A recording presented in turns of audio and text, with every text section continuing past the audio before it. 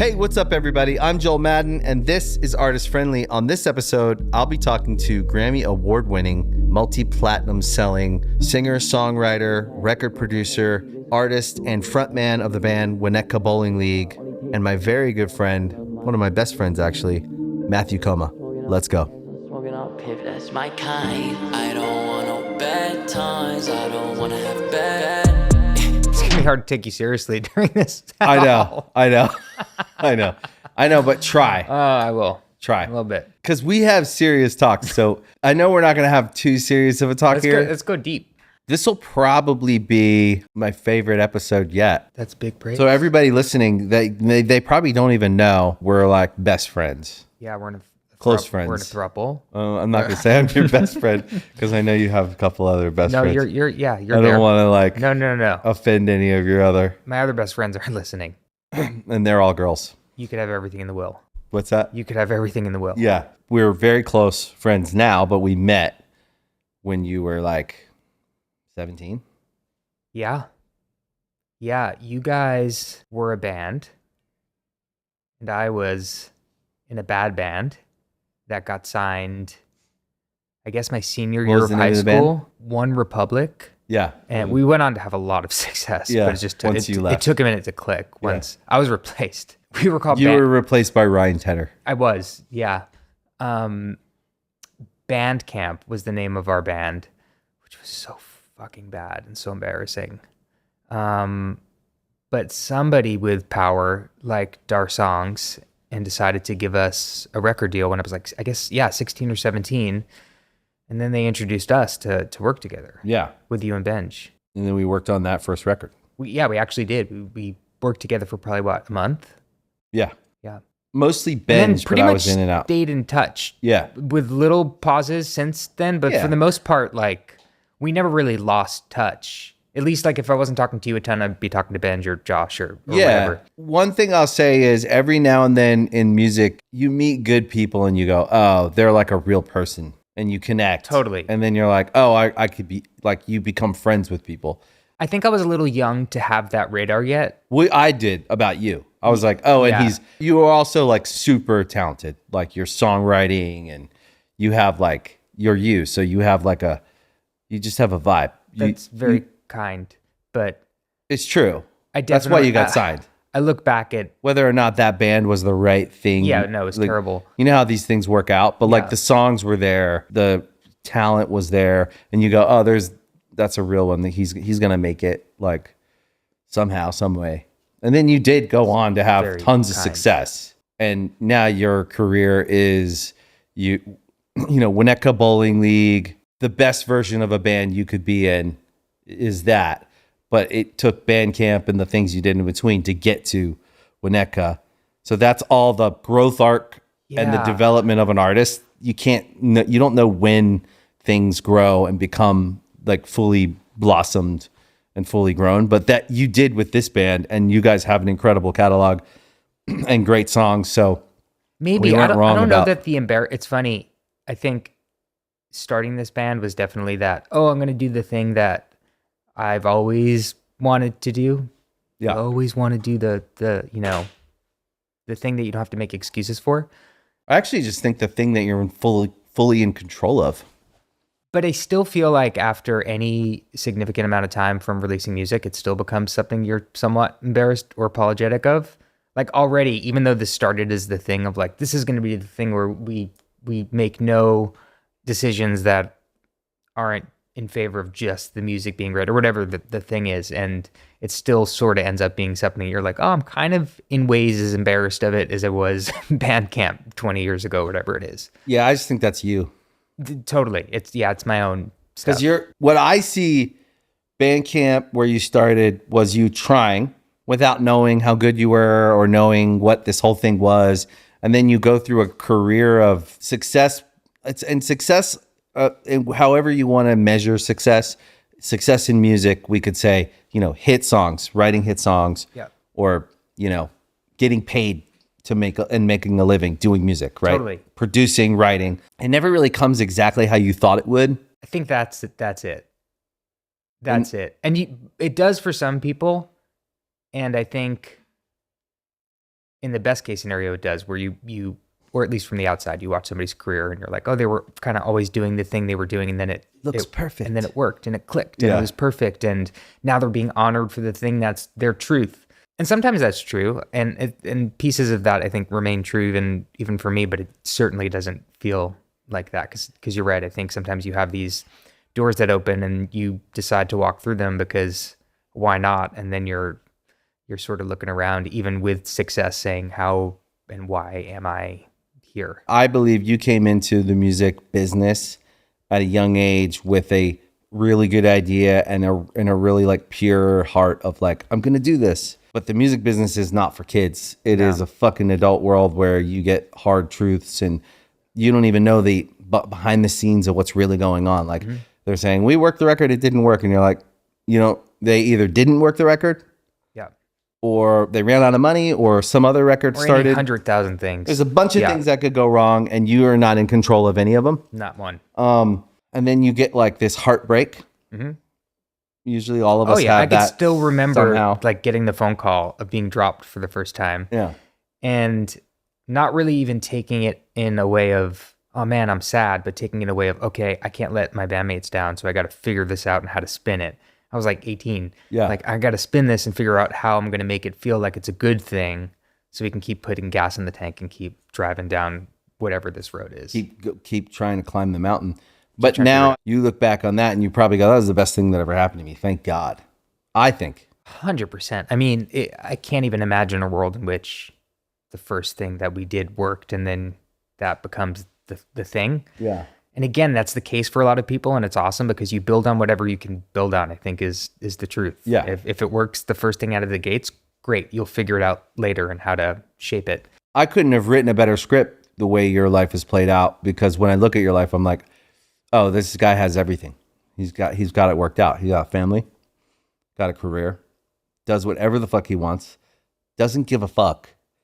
That's how it feels from the outside. And certainly I know you well enough. I care a lot about the work. You care about the music, the song, but I'm saying you're not chasing fame.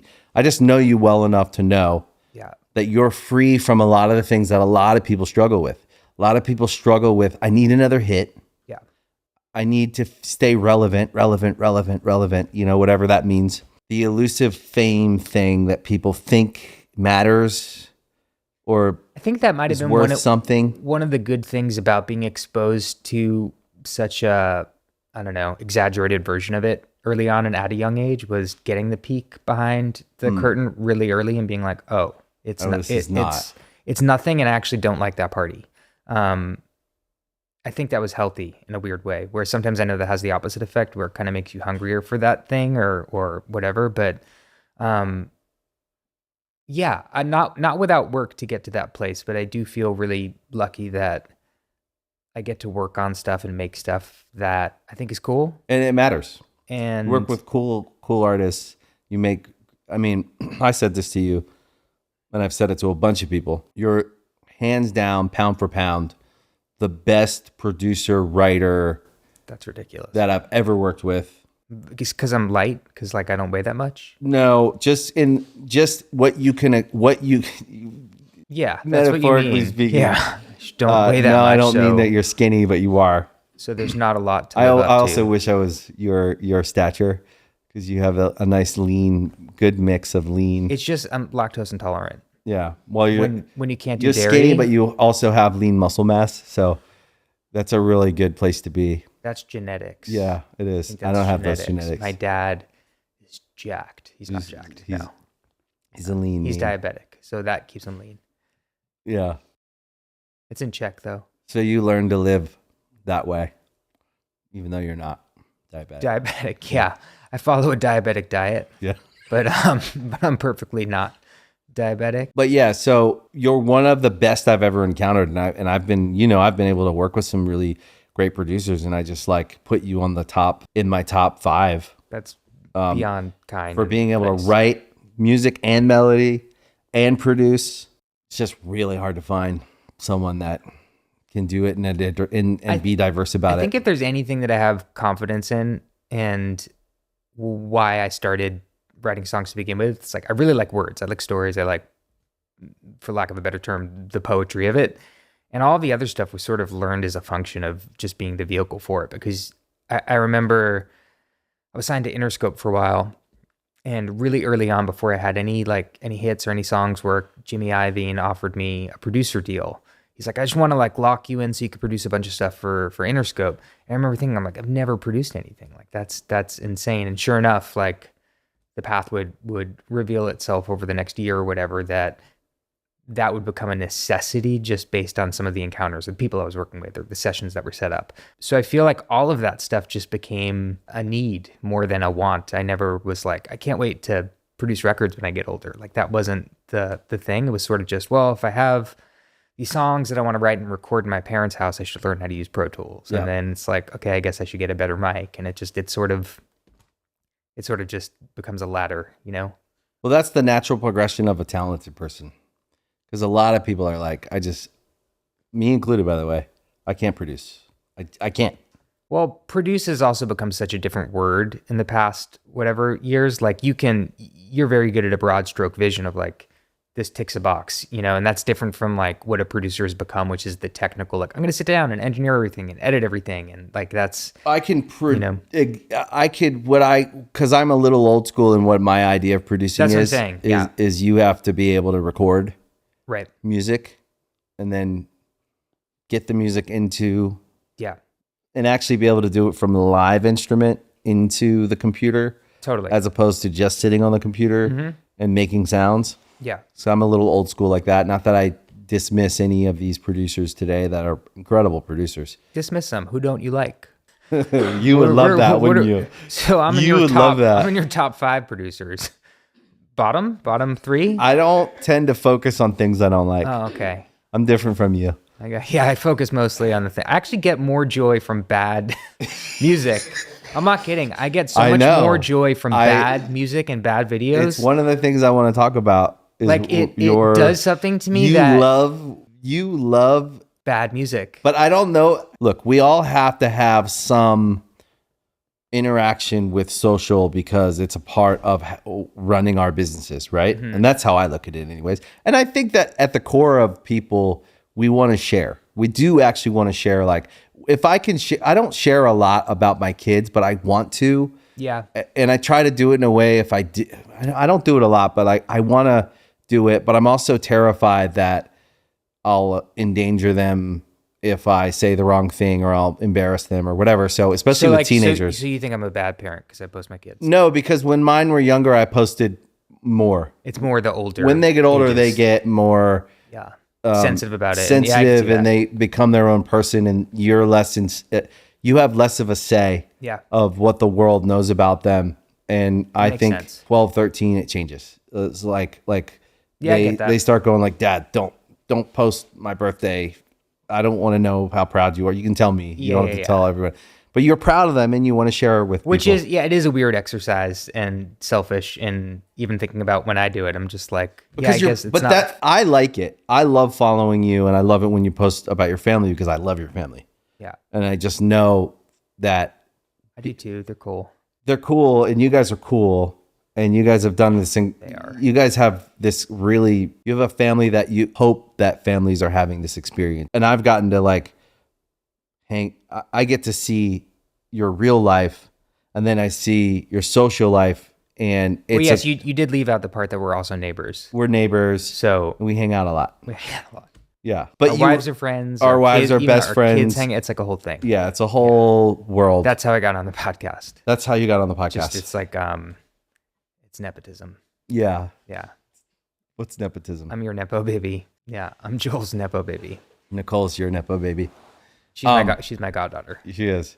So we have all these inside jokes and we have like real family bonds. But the things that I tend to get inspired by are people sharing things that I think other people should see because it gives them something to aim at. Whether you feel that way or not about your family, I do because most families aren't functioning and you guys function. You guys have a functional.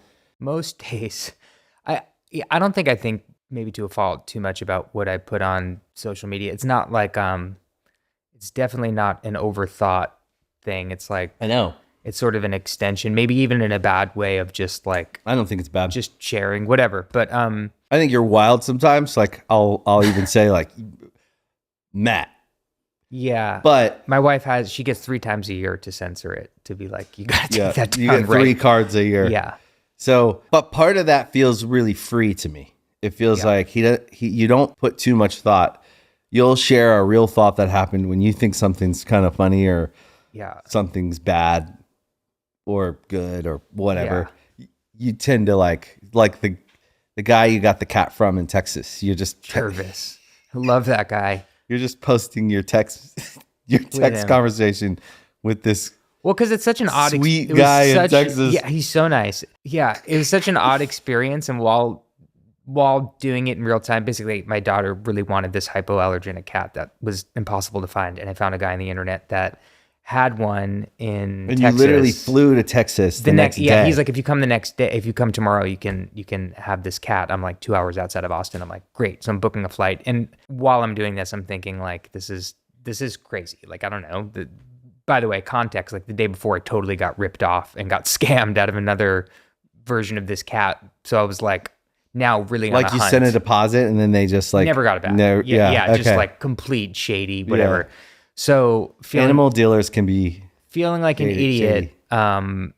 and really wanting to get her. She's had her heart on this. Our other neighbor has this cat, so that's how it kind of hit her radar. And now she's obsessed and wanted it. It's a great cat. I thought it was Great a bad cat. idea until I met the cat. I love the cat. It's still a terrible idea, but I do love her. I only call her Jervis, which is the name of the guy we got him from. Anyway, I thought it was an interesting thing I was by myself, so I thought it was an interesting story to capture in real time, which was going and meeting this guy at the Austin airport, hoping he wouldn't kill me. Yeah. And he turned out to be a really lovely guy. Yeah, but then, of course, I took it too far, and I was texting him like, miss you, Jervis. Like, wish we spent more time together. And he's like, we'll have lunch next time you're in town. And I actually will, for sure. I know you will. Yeah. And you'll probably post pictures of you and Jervis. Yeah, I mean, like when Hill leaves me, I'll probably live with Jervis. Yeah. I'll probably just get an apartment. Bunk up with Jervis wherever he is. Yeah. I think he's on a farm. He has space for me. Just get an RV. Yeah, and just plug into his power. Yeah. That's a good idea. Yeah. I think you and Nicole are like twin flames. Nicole Kidman? Nicole, my wife. Oh, okay. I was confused for a second. I think you guys are like identical twins. Like how we look. No, the way you behave and the way you see the world. Yeah. And the things that amuse you. Yeah, she gets tickled by the same dumb stuff that I do. Yeah, like you'll like pushing post it some too wild far. shit and she's like, oh yeah, I would have done that. Yeah. And she would have. Like you're She's a little more evolved. I think she's a little more I think we've been together for 18 years this year. And I think that I tend to like temper her wild side sometimes when she's like about to say something or like, cause she loves to shock people. She loves to like amuse herself, really just amuse herself. I think that's what it is. It's just amusing yourself. Yeah. Like things that tickle you. By the way, there's stuff that'll crack me up sometimes that Hill or my friend, nobody will get it. And they're like, this is so or dumb. It's just like shocking, or it's like, I'm like more worried about the person. Totally. I'm more worried about the person. Yeah. Cause I'm like, I know she doesn't have any, like she loves the person. Yeah. No, it's not She's ever just fucking ill will. with Like the world. She's just like entertaining herself. That's all it ever is. I know, but it's real freedom. Yeah. In it. There's real freedom in it. But well, I think also being like whatever the age bracket we are and stuff, we were brought up during this time that if you had a job that was in music or in entertainment, there was this expectation of like remember like media training was a term when we were coming up, where it's like, so you can learn how to talk to media. And it's like, what? It's like, still that's insane to think that there's these like rules around how you present yourself because you can't be yourself. So I think like growing up in the era of such this controlled environment of what you're allowed to say, how you're allowed to say it, just the politics of everything. And also just even how much things have changed, right? It used to be like, well, in the context of music, labels run everything. So if you piss somebody off at a label, like kiss your career goodbye. Yeah. And now everything's so democratized where it's like, nothing really matters. There's something you post on your phone right now could work on the internet tomorrow, and now you're the powerful person. So I think there's freedom in that, and being able to play with that and be like, oh, nobody really has my number. Yeah. And after years of feeling like you're always sort of, I don't want to step on the wrong toe, it's kind of nice to just fucking step on the toes. Yeah. I think that's absolutely your generation. It just tickles me. What is that? Is that that's millennials? Gen Z. No, you're not Gen. I'm Gen Z. Gen Z. No, I'm millennial. Gen I'm Z. millennial. Yeah, Gen Z. I'm a millennial. Gen Z. Yeah. You're a millennial. That's kind of the cool thing about what you guys have built. It's very much like you and yours, you know?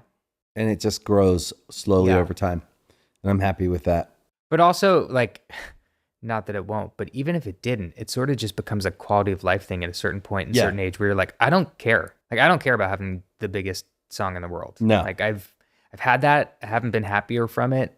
Obviously, there's privilege that comes with that I'm grateful for, but I'm definitely not like, that's what I'm chasing again and again and again. And at least creatively, I feel like that's a good place to be sometimes, where you're no longer feeling like this has to work. It's like, it's cool if this thing works, but maybe it'll be that thing, or maybe it'll be some other thing I haven't even thought of yet, or some new kind of medium that I'm getting involved in, or whatever it is. That's why I like Winnetka so much, because it feels like you just put out stuff you like. Yeah, you know, Doesn't feel like it's trying to I feel like there was a period in the middle, which sounds funny because we've only been a band for like 4 or 5 years, but there was a moment of like, ooh, it's starting to kind of connect with people and you become a little conscious of it. I feel like that happens to a lot of artists, where you become conscious of like who it's working with and why it's working. Yep.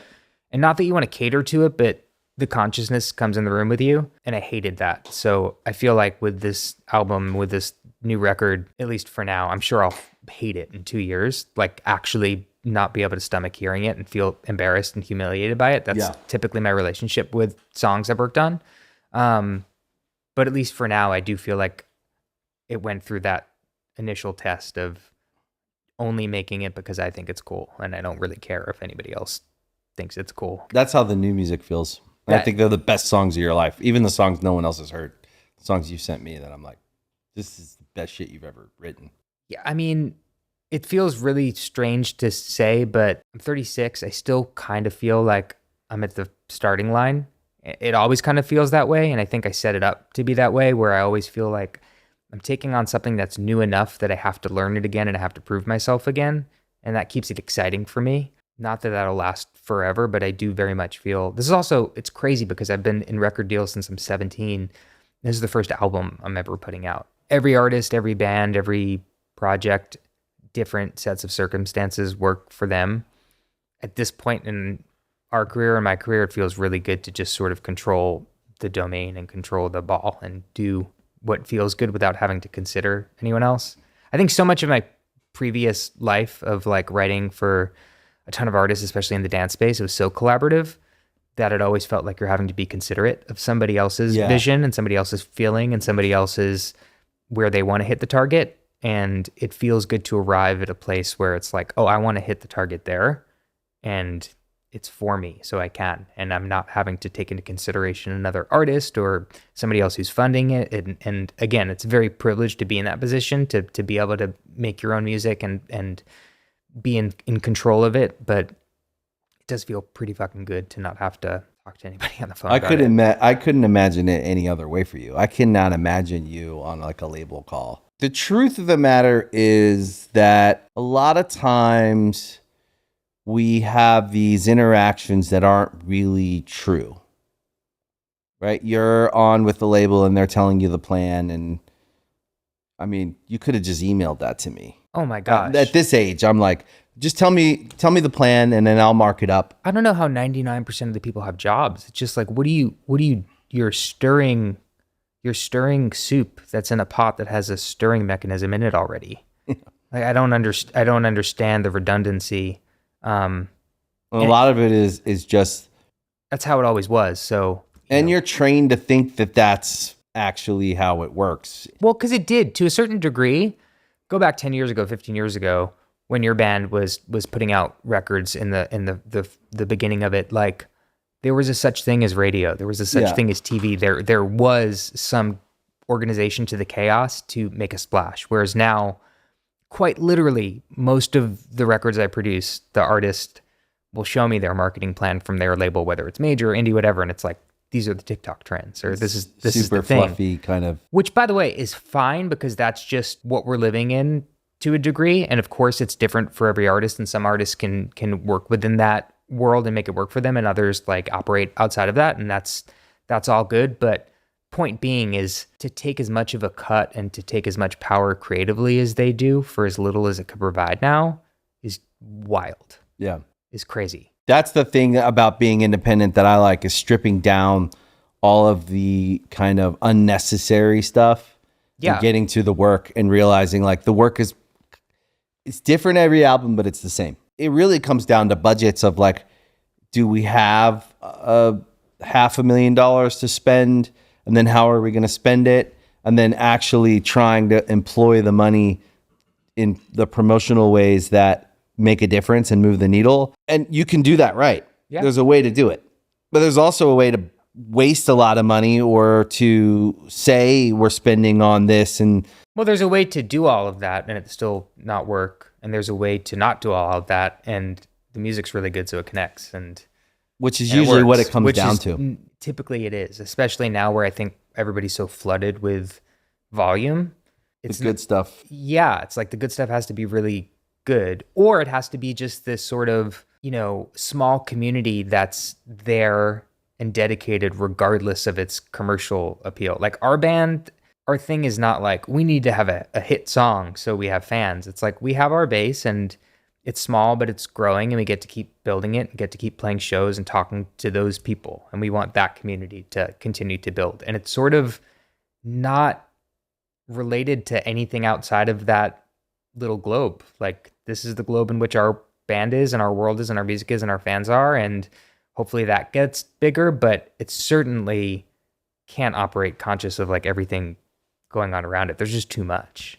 But also like Sha La La is, for me, it's like a song that'll live. Just let it live. It's a great song, and it also is like, I know I'm going to hear it in a car commercial or I'm going to hear it places because it's that kind of song. It's just let it live. And that's a little bit lost, I think, these days, of putting art out and letting it live versus Totally. how's it doing every week, blah, blah, blah, blah, blah, blah. And then instead of going like, yeah, this is a really fucking good song. I find myself gotta going be honest, back to it. I don't even care what happens. And Right. I don't just say that. Of course I care about the music, and of course I care about the stuff I make, but it is mine, and my best experience with it is when I'm in the room and it's happening and I'm excited about it and I know it's good and I'm chasing it and I'm trying to crack the code. That's the best. That's all it is. The second that it becomes more than that and somebody else hears it and it becomes cool, let's shoot a video for it or let's figure out art for it. It's not fun for me anymore. Further, once it comes out, it's completely out of my control what it means to people, what it does, if 5 people hear it, if 5,000 people hear it, whatever the thing is. So I think like divorcing that experience of, yeah, it's out and I've kind of forgotten about it. Yeah. Like people are having their experience with it, whether that's 100,000 people or 20 million people in 5 years. Like, I think it's really important to sort of not be that guy that's like checking Spotify artist for the app for artists or whatever, and like keeping such close tabs, because it's irrelevant to the work you're doing. I feel that too. Or at least I in feel a like negative way. For me, it's like if I'm paying attention to that, then I'm taking cues from that. And why the fuck am I taking cues from like some algorithm if it got played because of XYZ? It doesn't make sense for protecting the thing that you actually really care about. I feel the same way. I didn't always feel that way. I used to Same, by the way. like think that how the song was performing really like Mattered to the grand scheme, and actually doesn't. Oh my God. More me liking it now is way more important than If I played you my 10 favorite songs out right now, they're probably all songs that have streamed less than 2 million times. And it's not because it's like, I have this obscure taste. I actually have pretty pop taste so far as songs go. And What's your favorite song out right now? There's a song called Universe by Annika Bennett. Okay, I don't know it. That's incredible. Okay. My friend Taylor showed it to me and it totally blew my mind. Petey, who you had on the show, put out a song PD. like 2 years ago that I still talk about because I Which love song? it that much. It's called Don't Tell the Boys. Yeah. It's a good song. It's so good. The words are so fucking He's good. funny. He's really funny. He's funny, but he's really good at music. And I feel like a lot of people know he's funny and less know how fucking good he is at music. That's why I had him on the show, because I like his music. It's so good. I mean, I think he's really funny. Yeah, I just think he's interesting. he is. He's just like such an interesting guy. Didn't you guys like invest in his wife's fish company? Yeah, Fishwife. Yeah. Plug. Plug Fish Wife. Go to your grocery store right now. Get yourself some sardines. Get some tin fish. Yeah, we actually haven't met Petey. We've hung with his wife. She's awesome, and they're a cool couple. It seems like they kind of operate in what we're talking about. They just do stuff that they think is cool for them. Yeah, he's an interesting guy. Yeah, I don't know him. He's really I know nice. I know what I've seen, and I think He's it's very unique. He's Yeah. really nice. I've never met anyone like him, I don't think. yeah, like so hot. Super hot. Yeah. He has really nice hair. Good hair, great hair. At least in By the way, photographs. great hair. I know, great hair. You have great hair too. Thanks. It's a wig. It takes so many hours in the morning to get it put on, and so many people. He's just unique. I don't know. He's one of a kind. Yeah, he's really cool. When does this episode air? April 5th. April 5th. April 3rd. 3rd. The episode. Okay, I'm not gonna have. I don't think I'm gonna have testicles anymore on April 3rd. I'm getting a vasectomy. Are you? Monday. Yeah, When? Monday. This Monday? Yeah, so by the time this airs, I won't have testicles. You're like 4 kids is enough. Yeah, I don't need to. I shouldn't procreate more than that. Yeah, and you guys did really well. Your kids are amazing. I don't know how this new one's gonna be, I don't either. but But the others are great. I did a consult yesterday, and he sold me on it. Did you do it over Zoom? We did a Zoom consult. What did he say? He was really impressed with the size. He said, You're crazy. he's never seen anything that big on his screen before. And I said, well, that I'm flattered, but also a little concerned that maybe you won't know what to do with that then. Because if you've done all these surgeries, but you've never dealt with testicles of this size or nature, will you know how to operate on them? Are you gonna feel a new sense of freedom? Like with just having a penis and not having testicles? Yes. I was a little confused about that. Do they take the actual testicles away? No. Okay. I thought I was going to just be no. Yeah. You know that. No. Not until he showed me the charts. I believe they're just clipping like a tube or tying a tube. So that's happening Monday. Oh wow. Yeah. Okay. But I'm really fertile today. As we record this, tons of fertilization. Are you gonna save any just in case? Like for friends? Like in case. No, I don't think anyone's interested in my shit. Become a donor. That'd be pretty sick. Yeah. Like 70 years old, just start giving them out. And nobody wants my kids, dude. I don't know. Your kids are great. My kids are They're awesome. cool as shit. Nobody wants my unprocessed kids that don't involve my wife. Right. Yeah. You guys got the recipe right. Yeah. They're like 95% her. Yeah. And like, That's how I feel about mine. yeah, They're all her. All the good stuff is it's- her. 100%. You know. There's things sometimes they do that are me, and it's like, oof. I actually like get anxious and feel guilty that I've passed that on. Yeah. We got lucky. Started therapy. BetterHelp. Okay. Have you heard about that? Yeah. Going really How's well. therapy? I really like my guy, but he did. What have you learned about yourself? I don't know. It's like my 19th therapist. I think at this point it's just like my wife was pretty much like, you have to go to fucking therapy. That's how I started therapy. My wife Yeah. was like, Nicole was like, you got to go to therapy. Yeah. She's like, But this was like 12 years ago. yeah, I mean, that'll be me in 12 years. Yeah. So I like him a lot. He's really good. I like the whole BetterHelp app thing. Okay. So it's all online. It's all online. It's all Zoom. There is a lag that's pretty annoying. Okay. They need to improve the platform. Yeah. And my guy, I really like him, but you could text through the app, and he texted me this like very long story about seeing the Grateful Dead. And So he probably thinks it's cool you do music. I think there's a little bit of that going on. Yeah. And then I feel like I have to respond. I think you should find somebody in person in LA that you like. I think you should keep looking while you open up the Pandora's box of therapy, which is Yeah. there's so many different styles and different people. So it's a really fun journey to be on. I love it. I never miss therapy. I don't want to I have therapy today at 5. Oh yeah, you love your therapist. I too. love, man. My Yeah. therapist changed my life. You make decisions in life now, and then you go, why did I do that? And it doesn't matter, good or So bad. you got these chairs because they look cool, Yeah, and they kind of hide me. not for comfort, huh? You don't find them comfortable? No, they're good. Actually, have never tried that. Yeah, try like Later in a sitting. little. Hey, that's a new position. It's good. Yeah. You'll see how the camera reads it. You'll see if you like it. Are you changing the subject off therapy? No. I love Okay. therapy's great. This show is like therapy for me.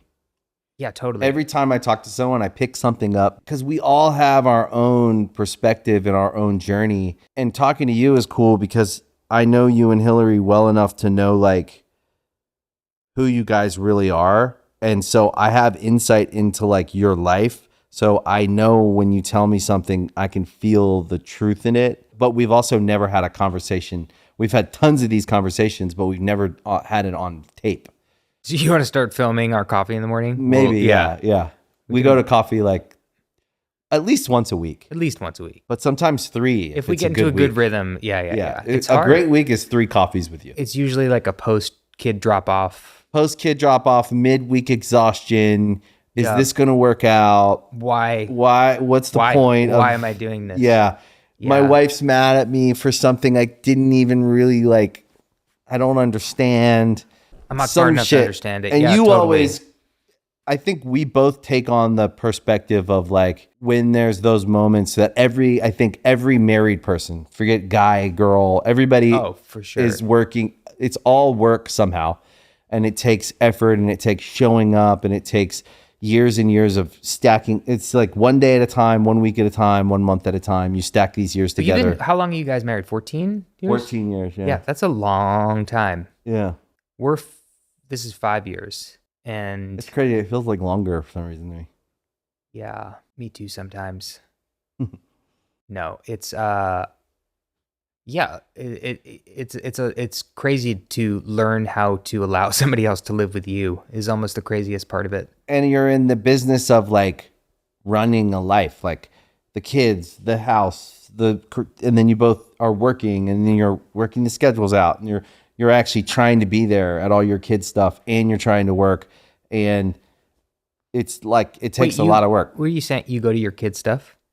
Yeah, I do. Oh, the nannies go to everything. Yeah. We just No, you're in like Temecula. dude, 99% On like Sunday, I'm like at Our life. 10 a.m. I'm like, what are you doing in Temecula at 10 a.m.? our life is currently it's mostly run by soccer. Yeah. Because our oldest is crushing it and he plays on a league. So we're always just at soccer, which it's the first time in my life I've ever gotten into a sport because he's into it, which has been really cool because it's a bond for us, but also I just never got into sports. It was always just the music nerd. Yeah. So you're learning a little bit too. Like, learning a ton, actually really care about it. that's and how I it's- feel about Yeah. Sparrows, like baseball. It's such a gift. Yeah. Like we play FIFA all the time too, and I was not a video game kid, so like both of those things are such. Do you play on the PlayStation I bought you? No, that's going to be Have for. you opened that yet? I did open it, but that's going to be for Fortnite. Is that what we're doing on it? I mean, Fortnite or Helldivers. Oh, Ooh. you played Helldivers? Yeah. Wow. Nick finally talks. Wow. Oh, no, we're Hey, Nick. gassed up right now on Helldivers. Helldivers is the shit. Oh, we're tapped in, man. For democracy. You get your railgun yet? What's that? You get I your gotta play railgun more yet? video games. I'm yes, I got that. I'm trying to get to the guard dog. So I'm not level 10 yet. I need the guard dog. Okay, no, you I'm don't like have level 8. I should be at level 10 today. Okay. I'm planning yeah, on playing. guard dog changes. I'm planning on dedicating 2 hours tonight to play Helldivers. I gotta play more games. I don't feel like I do anything for You work myself. a lot, but Just work and kids. once you have teenagers, you get time back. Yeah, totally. That makes 'Cause at sense. 9 o'clock or 10 o'clock at night, they don't want me. No. They don't wanna hang out with You have an hour. And I have like I get like a couple hours back. Nicole's probably usually. asleep or reading. Nicole is in bed by 8. She's reading or asleep. Yeah. 8:30 reading or doing whatever. Like, so you get more time, at least like 1 or 2 nights a week. I can play a video game, and I never could for like 12 years, 13 yeah. years. The idea right now with 3 kids and a 4th on the way, and their schedules of having Crazy. absolutely any time to do anything is so foreign and crazy. Like when you'll hit me on a Saturday and be like, I'm doing XYZ, we should whatever. I'm like, You're like, what? I've been up for 6 hours and I haven't made one decision for myself You yet. get up at like 5 Yeah, I do. every morning. I'm a fiver. Your personal time is what, 5 to 6:30? 6:15. Okay. Yeah. So really not Real a lot short. of... No. By the way, I would not have it any other way. Yeah, It's the absolute best. Yeah, you and Hillary are like But it's crazy. And by the way, like deep in parenting. Hill does 99% of the planning Right. and the On the- logistics of On the it. board in the kitchen. Oh yeah, we do have that thing. What's that thing called? It's called a hearth. Yeah, Nicole sent it to me. She sent a link to me. It's She's pretty like, cool. Hillary uses this and it works really well. And I'm like, hon, It's cool. get it if you want to get it. Yeah. You have to run that. Yeah. If you want a calendar in the kitchen. That's it. Like I actually still don't think I have access to edit our family calendar, Yeah. which will probably be like that forever. Yeah. But no, that credit is definitely given to her in terms of I don't think our kids ever have a moment to be bored. There's always an activity or a thing scheduled or a something, which is rad because then I get to like be an Uber driver. And now my daughter teaches your daughter at dance. Yeah, so once that's a week. I just heard that's brand new. That's Yeah, it's breaking just news. started. Yeah. Yeah. We got that news from my daughter Banks. She came home very excited that Kate is a TA.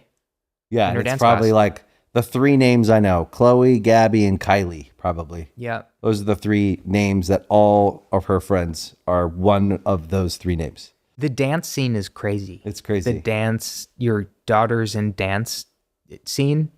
Yeah. It's dance moms. It's wild. We just did our first competition in Anaheim. Yep. That You guys were all there together. Wow. Yeah. Nicole was there. Correct. I'm not allowed to go now. I used to yeah. go up until she was like 14. And then she stopped me from going because she said no dads are there, which is not true. There's dads there. There's dads. As they get older, less dads are there. Yeah, I I get think that. all the girls feel this way. To your defense, also, my daughter did one dance because she's 5. Yeah, you wait around Kate- for 8 hours. Kate was doing like She did like 7 this or thing 8. and that thing, and she's with friends. It's like a different experience. But just being dropped into that world without having any previous experience in it, It's crazy. it's culture shock. Yeah. It's wild. madness. The moms with it's wild. It's like I know that there's a TV show about it. I've just never seen it, and I'm sure it's everything that there is, and it's funny, but I also like I kind of want to tell the parent. So I never want to tell a parent how to parent because it's actually all coming from a good place. I want to be there. I watch her on the live stream. I want to watch her do what she loves to do, Yeah. and I want her to know how important it is to me that what she cares about, I care about. Mm-hmm. She doesn't want me there because she only wants Nicole there. Because I also think that maybe I embarrass her if I'm too affectionate or... I know, isn't that funny? You think in your narrative when you're younger, you're going to be a cool parent. I 'cause thought you I was get going to it. be so cool. You're so uncool. It's unbelievable. And it usually comes down to like respecting the elders, the adults, the older people, having manners. See, I'm less about that because there's kids who have the good on paper manners, Right, but then they're little shits. Little And I'm like, I don't Haskells. fucking care if you say thank you. Well, You're a fucking asshole. Yeah, and Eddie- I don't care that you're 5. You're an asshole. Eddie Haskell's. Yeah, 100%. Classic Eddie Haskell. Oh, man. It's just a whole... By the way, though, it is fun because it's a whole other, like... It's awesome. It's a whole other bowl of gossip between, like, the kids' relationships and then the shit that goes on with the fucking crazy parents. You're just like, Yeah. are you serious? Are you Yeah. fucking serious? Yeah. It's crazy. Well, that's what I was going to say is coming from entertainment, you realize anyone that gets into entertainment and finds their way and has a career, they do it on their own. Supportive parents are a great thing. Totally. But My parents were so supportive. Mine weren't that supportive. My mom was supportive, but I think she was scared. Yeah. And my dad wasn't around, so at the time. But that's one thing that can help. But if you're going to do it, you're going to do it. I give major credit. One of the funniest things that my dad always comes back on saying to me, because he he's a songwriter, so there was context to the dream, to the wanting to do it. There was a reference point of him understanding like, here's some of the first steps, you know. Right. That's good. And we got started really young. Like my brother played drums and I played guitar, so it was like a very natural progression into like, I don't remember a time where we just weren't in the basement. And you're both successful jamming. in music. You both have successful businesses in music. I mean, My brother's business blows my fucking mind. Yeah, it's crazy. He came to us like, and this is years after, you know, playing drums for successful artists and us being in bands together, whatever. And he's like, I'm going to create this product that basically is like deadens your snare drum. It'll take the tone of your snare and it'll make it sound like an old big fat 70s snare drum. And I'm going to call the company Big Fat Snare Drum. I'm like, that's cool. I'm like, your like 10 friends are going to fucking love that. Yeah. And not in a rude way, just in a like practical, like, yeah, it's like a piece of plastic you're creating. And that's always been his two lanes, has been like, he's obsessed with music and he's also like an amateur inventor in his mind. Yeah, he's an entrepreneur. He's always just thinking of ideas. Yeah, he's innovating. So he does it. And in the first like month of having the product, Travis Barker and Questlove are using it, and they're like tweeting or Instagramming pictures of it on their kit. So immediately all these drummers are like, what the fuck is this? And yeah, fast forward now 10 years, there's not a studio, a session, a concert I go to. Or a drummer that doesn't have... From Paul McCartney's drummer to whatever... Every drummer in the world. Every drummer in the world. Yeah. And it's so cool because I feel like I finally got to experience... I'm really fortunate that we got to do a lot of music life together. So when I was having hits in the dance space and stuff, like he was traveling with me, we were experiencing a lot of that together. And I know he was really proud. And I feel like this is my experience of that, where I get to walk in a room and be like, that's my fucking brother. And like people's reactions they're like, wait, what? Like he works for the company? I'm like, no, he fucking created that shit. He invented it. He like made it in his basement in Boston. And then scaled the business. Yeah. And it's so fucking cool. So what I think is interesting is that both of you ended up hugely successful, right? Whether either one of you would say that, I'm going to say it. That's because the cringiest thing to say. I get that, but it's the truth. Yeah. Well, we get to do shit on our terms, which feels good. Right, but you're also hugely successful. So like that. But what I'm saying is, Might be successful, but I don't have any nuts when this airs. Well, all right. You do. Success can't buy you new nuts. Yeah, just I think so it can. Can. That's not how a vasectomy works. Yeah. That's how this doctor does them. Okay, go ahead. This guy. Yeah. This special guy. He kept saying, leave nothing to chance. Where does he work? Studio City behind the bookstore? Yeah, he rents an office above the dentist. So I think it's legit. He says he shares tools with them. It's going to be fine. What all I'm saying is that our idea of how we could be successful, especially when we're young, is so limited. Oh my God. And then we grow up and we hang around in a space long enough and we try. Yeah. And then we find success in different ways. And then as you get older, you measure success differently. So I would say countless platinum records, Grammys, all the stuff you've achieved. I would say you don't even think about that stuff. I do, because I don't have, I don't have a Grammy. I've never been nominated. Yeah, but you have a wild career. I know this because I stood on stage with you 6 months ago while hundreds of thousands of people sang your songs back to you. Well, it's crazy. Those moments are great. And I'm certainly not saying that I haven't had success. I certainly feel like I'm always succeeding at something, and some of it's more personal. Some of it is like just going to the gym today was a success for me. Yeah. Because that, for whatever reason, emotionally, because of the networking component at the gym, like you made some good connections. At Equinox, yeah. That's why I go. Lenny Kravitz was there. Yeah. He's really cool, by the way. He's sick. Yeah. His sunglasses are getting a little big. Little big. They're huge now. I haven't seen him. They're the latest. He's a legend, dude. Huge. He's the fucking coolest. Here's a funny story about Lenny Kravitz. You have no boundaries, do you? Check this out. What? So when Spotify was first happening, I was like, okay, I'm going to go ahead and sign up for a Spotify account. And it was like the day after that Lenny Kravitz's dick fell out of his pants. Do you remember that? Where he was on stage and he does a split? No, seriously. No, you can I don't Google remember. It. I've never heard he does this like story. a split on stage while he's playing this concert and his dick falls out. So I thought it was funny to make my Spotify name Lenny Kravitz Dick. And I didn't realize it was public. So for years when I was sending people like playlists, I'd make them. It kept saying playlist by Lenny Kravitz's Dick. So like I'd meet with an artist or something I would want to work together. I'd be like, how about this for like some vibe inspo? And it'd be like Lenny Kravitz's Dick in huge letters. Anyway, it's still my Spotify name if anybody wants to follow still me. is? Yeah, 100%. Do you love EDM music? It's the reason I breathe. It's EDM music. I feel like you hate it. I love EDM. I love DJs even more. No, I don't hate it. I actually learned to You probably feel the way I feel about punk music and pop punk. Right. I like it. No, I don't like it. I do like it. I do. Yeah. Like you like pop punk stuff. I like it. Yeah. I like good versions of it. No, of course. But I also like kind of feel like it is like going back to a high school reunion sometimes. I totally relate to that. Actually, I don't relate to that because I Even though never go back. I never went to one, so I imagine that's what it feels like. But yeah, I never you should, actually by did. the way. I'll go with you. Nah. The EDM thing is weird because it was a complete accident. Right, you didn't mean to do it. No, I had just signed to Interscope. I was signed there as like sort of a singer-songwriter pop artist. And within like a month of being there, I get a call from Jimmy or Jimmy's assistant. And they were like, you should work with these two guys. And it was Alesso, who hadn't put any music out yet, and Zed, who was like remixing at the time. And they were like, it could be interesting because you write on an acoustic guitar to like write songs and let these guys produce them out. And like, maybe that'll be a weird combination.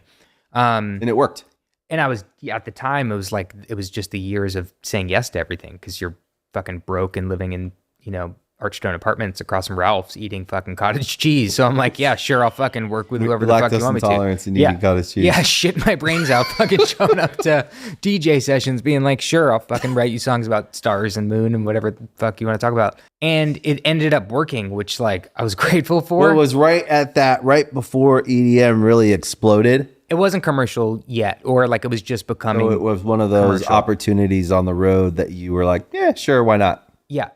And then you did it, and it was hugely successful. It started working, and then it became like, oh, it's confusing that I have this other music. I remember watching from, we weren't as close as we are now, but I remember watching that happen for you from the outside, going like, fuck yeah. Because I knew you were the real deal. I knew you would write good songs. I got to be honest, it's so strange because I think that was the most important experience in my life, and it's not for reasons that I think people would assume. It's not because it was like, because I fucking made money and it was awesome. It was because I was like, oh shit, this is not happiness whatsoever. Right. Deep in an eating disorder, fucking miserable, hated the music I was working on.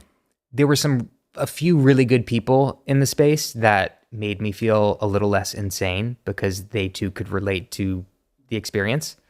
What were the qualities of the people that you would define as not good people? Yeah. What were the qualities that you like that stood out to you that like hurt you the most? Small dicks. Okay. Yeah. I just hated how small their their stuff was. In so many words, actually. Self-importance. Yeah. Yeah. The inability to and they were drinking the Kool-Aid. Drinking the Kool-Aid, and part of it I get because I think when you're young, it's back to what we were talking about. When you're young and you aren't given humble pie out of the gates and it works your first time trying something, I think you think, holy shit. Yeah, it could be dangerous. I'm so fucking special. I'm so talented. I'm so good. I deserve all this. And I think because electronic at the time was booming and becoming such a thing, there were so many of those kids who like they just started DJing or just started producing, hadn't had any other experience. Couldn't really write a song either.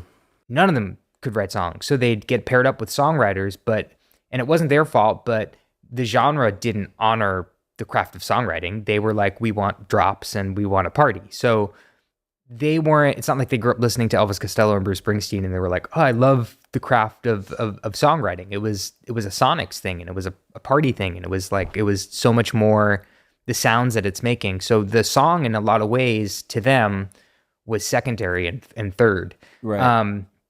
So I think, you put those things together and you end up feeling like, interesting. I wrote a ton of these songs that are giving these guys careers, but in no way not only do I not feel included, I actually feel like every time your head pokes up from the street, they're just like, stay the fuck down. Don't tell because anyone. Everybody's got to think it was me. Yeah, so it's the insecurity around what you actually did versus Totally. what people think you did, or anyone knowing how it really works. Or to me it feels like there's which was even more silly because it wasn't like these were songs at the time I'm like, I'm so proud of these and I'm being robbed the credit. I was like, I don't really fucking care about these. But also it's super lame that like, yeah, but it feels good when someone that worked with you says, oh yeah, he wrote that song. Totally. And I like, or just doesn't actively try to fuck you. Yeah. Like, like fuck you out of the credit or the, oh my God. Like so many versions of that where it's like, cool, I'll feature on your song. In exchange, you're going to produce a song for my record. And then they'd produce it and be like, cool, now it's going to be my single and I want to put a different feature on it. And you're just like, wait, how did all these things, I don't understand. Like, right. You had enough of those experiences where you felt unconsidered. Yeah. And I think it's fair. I think it quickly turned from the hunger of being like a struggling songwriter producer to like, oh, I just don't want to live this quality of life. So I'm going to stay in this space for a minute because I'm not stupid and all the opportunities are coming, because then it's like every one of these DJs was getting a big record deal. But I'm going to look to the horizon and see where I really want to be. And I'm going to start acclimating towards the life that I actually want to live.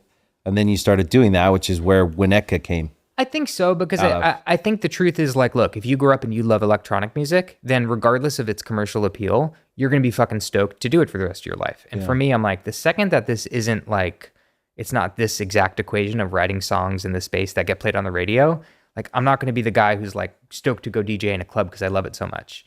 What I am stoked to do is go play music I love and play it for fucking 5 people at Whole Foods, if that's where it is, because I love the music. So it was exactly that.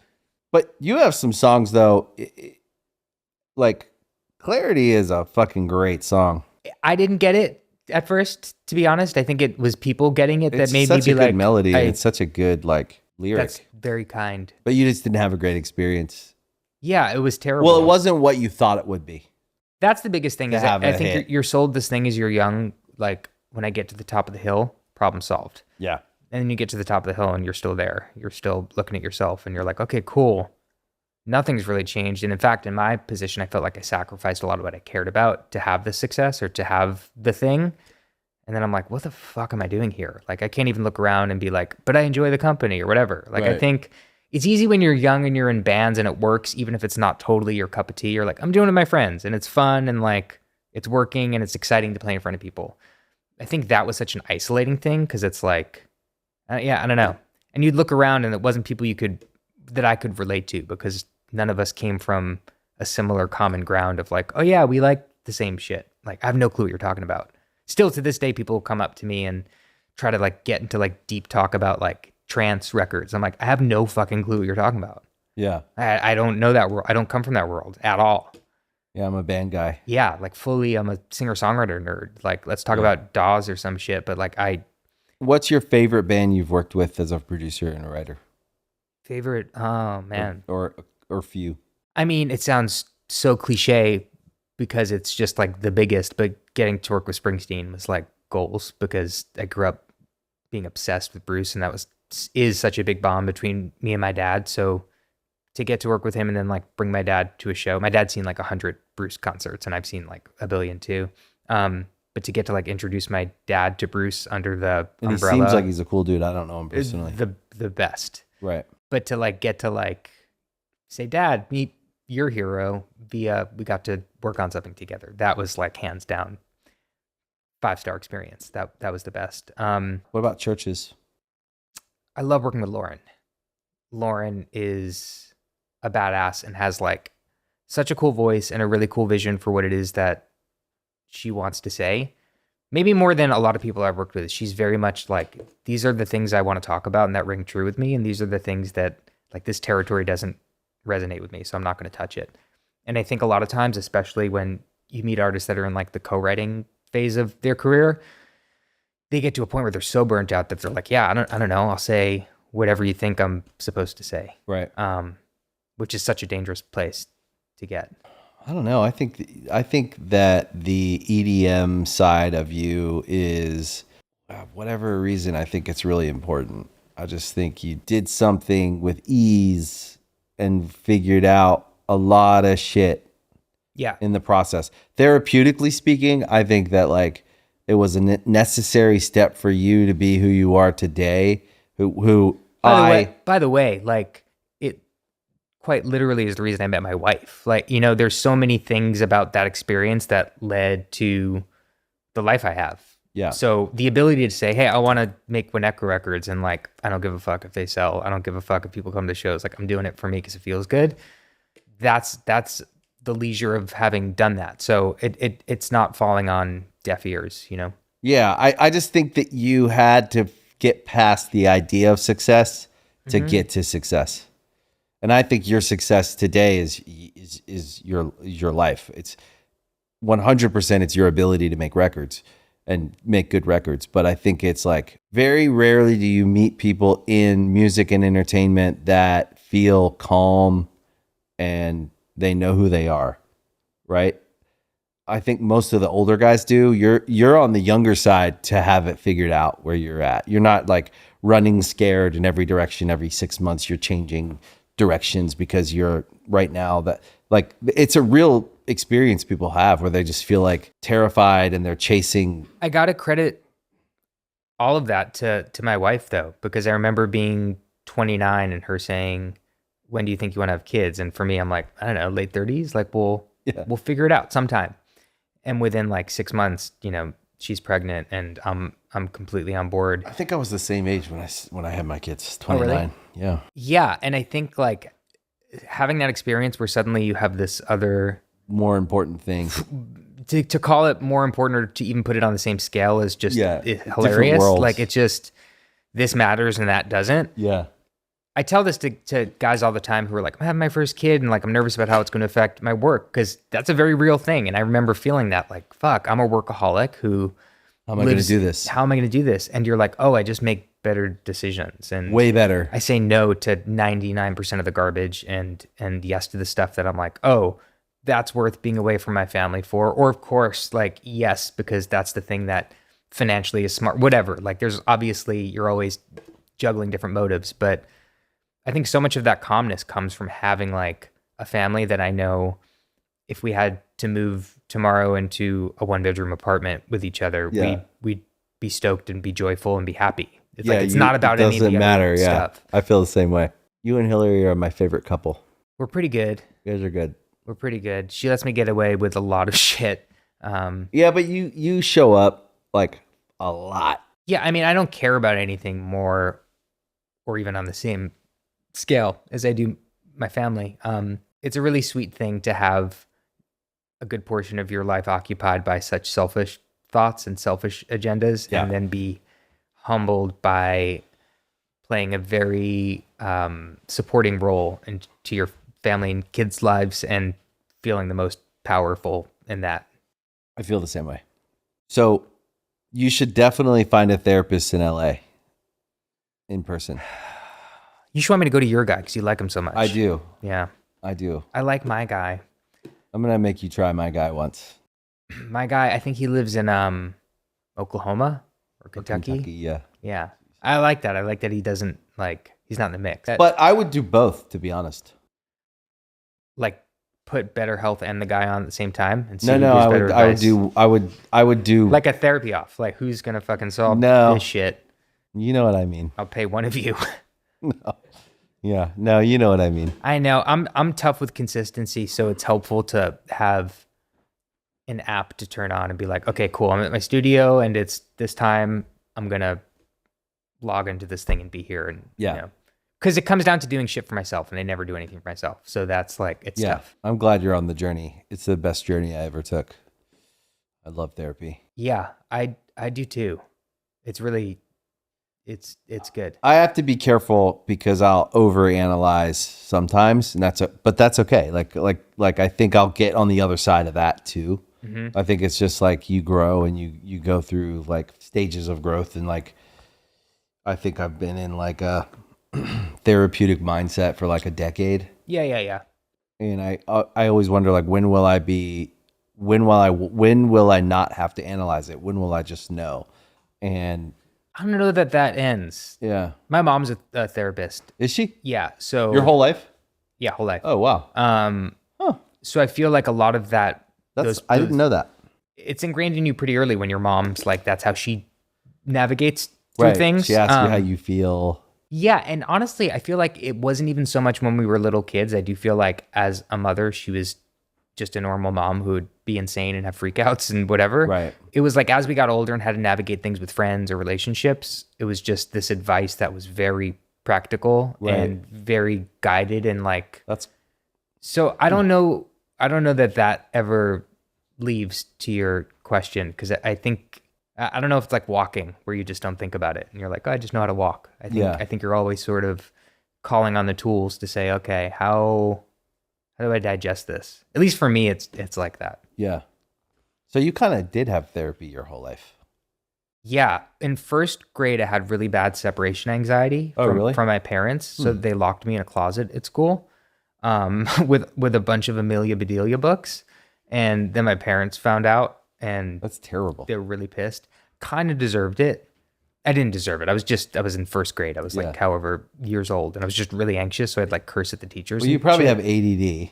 I've only been diagnosed with like generalized anxiety disorder and panic disorder. Okay. How does anxiety play out for you? First grade, that's when I got my first therapist, Dr. Rabinowitz, and he was great. Anxiety plays out for me better now because I'm on Prozac, 40 milligrams. Went up during COVID. That was fucking awesome. What's Prozac like? It's great. I feel always like wondered. I feel what that's like.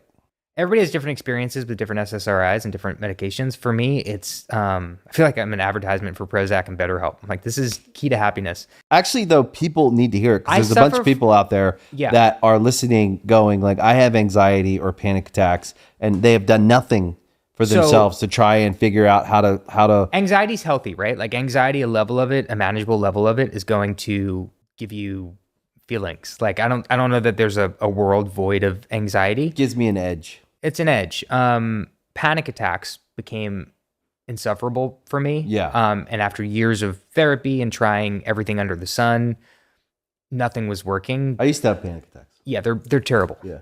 Like, I mean, teeth burning, can't keep my head up, like can't breathe.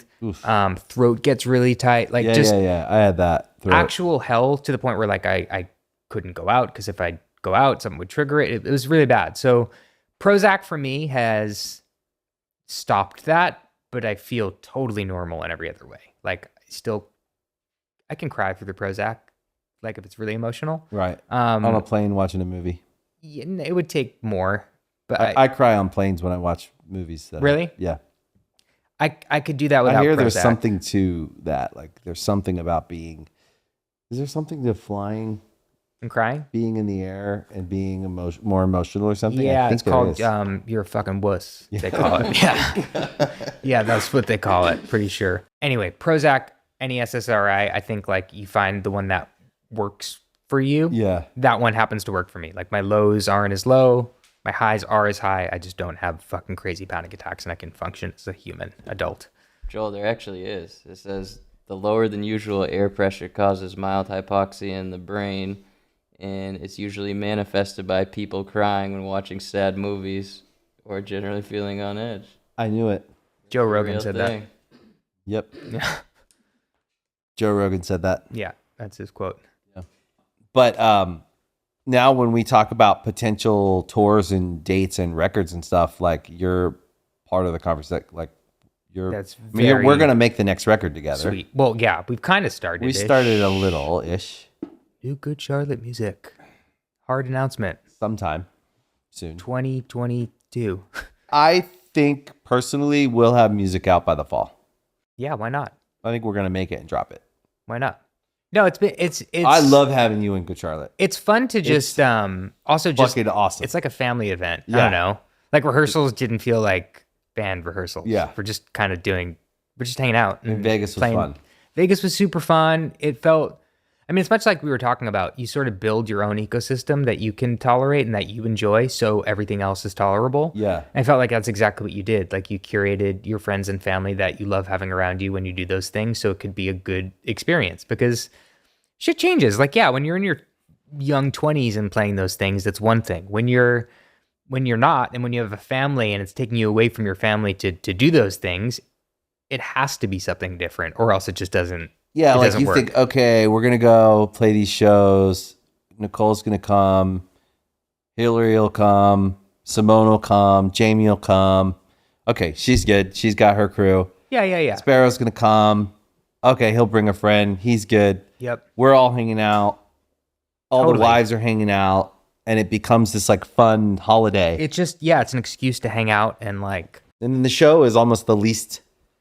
It's almost the least important thing, but when you do it, it's really fun, and you end up doing a better job of it. I think when you're happy. The first night, I think, was also like, it's been a minute, and like some of the good nerves were there, and then by the second night, it was just like surfing in the pocket surfing. Yeah, I can't surf. I can't either, but that's what surfing must feel like. Right, like surfing a big wave must feel like 100,000 people. It was fucking cool, and it was fun to play those songs. It's like I grew up obviously knowing those tunes, and you sing, which is amazing. I've never had, besides Benj, I've never had another vocal on stage with me, and it was a really fun having another vocal. you guys, you did The Innocent. Yes. There's multiple vocalists. Yes, but we never got to. I don't know that we ever played it. We should let's get a performance going of it. We'll pick a charity. That's a really obscure song for you to pull out. Only like hardcore Good Charlotte fans would know what you're I talking know about. The Innocent, man. We don't know why. I fucking know that shit. Yeah. Sing it all day. It was a good song. Yeah. I don't know. I feel like I'm finally just making stuff that I don't have to apologize for, which feels good. I don't want to have to say, well, it was because of this, or I did this because I thought it was smart because of this. Like, I don't care about what's smart or what. I just want to do stuff that like I love it. tickles me in the same way that like fucking being dumb on the internet tickles me. Like, I just want to, Yeah. I want to get off on it. You wanna Like, be amused. My 5 friends who will get the references and get where it's coming from will dig it. I think I forget where I heard it, but somebody said something along the lines of like, just make gifts for your 5 closest friends. Yeah. And if you're doing that, and that is the best part, when I text you or when I text like my buddy Taylor and I'm like, new song, fucking check this out. Like, what do you think? And you get the reaction from them where they're like, that's fucking sick. That's the best feeling. Everything from that is sort of like, not downhill, but it's not as important. Sort of using that as like, as the guiding light. Tour starts June 25th in Seattle, Cool. which I bet you didn't know. It's us and Nirvana. Album coming out May 31st. Very cool. And the tour is on sale tomorrow, April 4th. Cool. So anyone listening, Do you know the name of our tour? Cha-la-la. Uh-uh. The name of the tour was something funny. It was The Tourgasm. The Tourgasm, Yeah. as a play on Smokey Robinson's album Eargasm. Gasms. His album is just Gasms. But he has yes. a song called Eargasm. He talks about eargasms in the song Gasm. He goes, Oh, gasms. I got it wrong. So he has an album called Gasms and a song called Gasms, and it's about all the different kinds. It's not just filthy orgasms that you can have. You can have eargasms, eyegasms he talks about, all these different. Anyway, I got really into it. I did a guest verse on it.